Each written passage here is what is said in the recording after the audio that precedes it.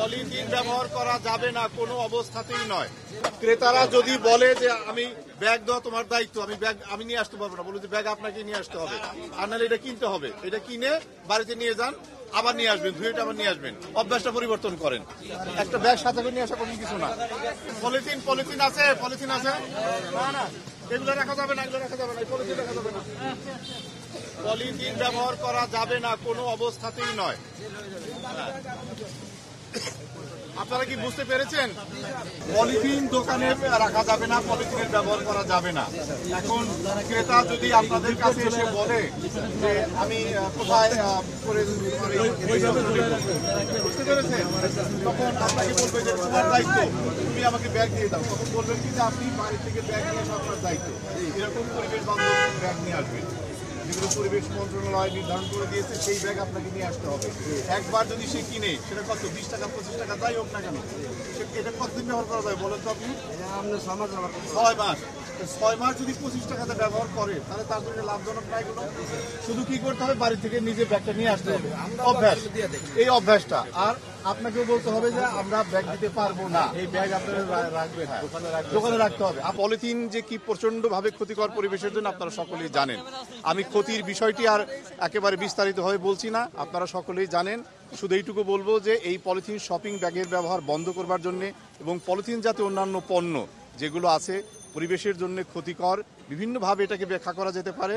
আমি শুধু এইটুকু বলবো যে এই ক্ষতিকর পদার্থটি যেটি পরিবেশের মারাত্মক বিপর্যয় ঘটাচ্ছে, সেটি বন্ধ করবার জন্য আমাদের মাননীয় উপদেষ্টার নেতৃত্বে পরিবেশ, বন, জলবায়ু পরিবর্তন মন্ত্রণালয় আমরা ব্যাপক কর্মসূচি গ্রহণ করেছি। সেই কর্মসূচির আওতায় দুটো প্রক্রিয়া চলছে। প্রথমত সচেতনতামূলক কর্মসূচি এবং এনফোর্সমেন্ট কর্মসূচি। সচেতনতামূলক কর্মসূচি যেটি একটি কমিটি করে দেওয়া হয়েছে, মনিটরিং কমিটি বলা হয়ে থাকে।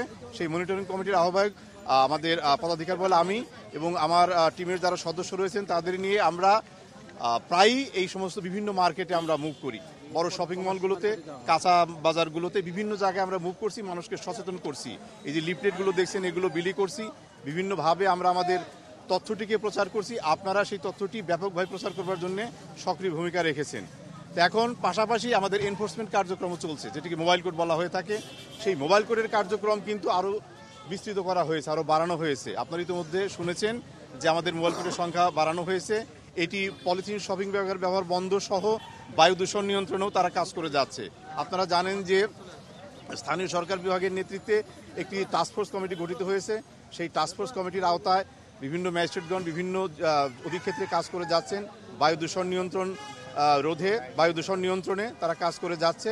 সেখানে আমাদের পরিবেশ মন্ত্রণালয়ের অধীনে পরিবেশ অধিদপ্তরের তত্ত্বাবধানে আমাদের ম্যাজিস্ট্রেটগণ দায়িত্ব পালন করে চলেছেন। সেখানে আমাদের কর্মকাণ্ড রয়েছে। আর এই পলিথিন শপিং ব্যবহার বন্ধে আমরা আমাদের কর্মকাণ্ড অব্যাহত রেখেছি। আজকে আপনারা যেটি দেখলেন সচেতনতামূলক কর্মসূচি, আপনারা নিজেই স্বীকার করবেন যে মানুষজন কিন্তু সচেতন হয়েছে। এখন বলতে পারেন যে প্রত্যাশিতভাবে হয়েছে কিনা, সেটি নিয়ে আমি কোনো ব্যাখ্যা বিশ্লেষণে যাচ্ছি না। শুধু এইটুকু বলবো যে মানুষ সচেতন হচ্ছে, আমরা সচেতন করে যাচ্ছি। আমরা তাদেরকে স্বনির্বন্ধভাবে অনুরোধ জানাচ্ছি এই পলিথিনের ব্যবহার বন্ধ করবার জন্য।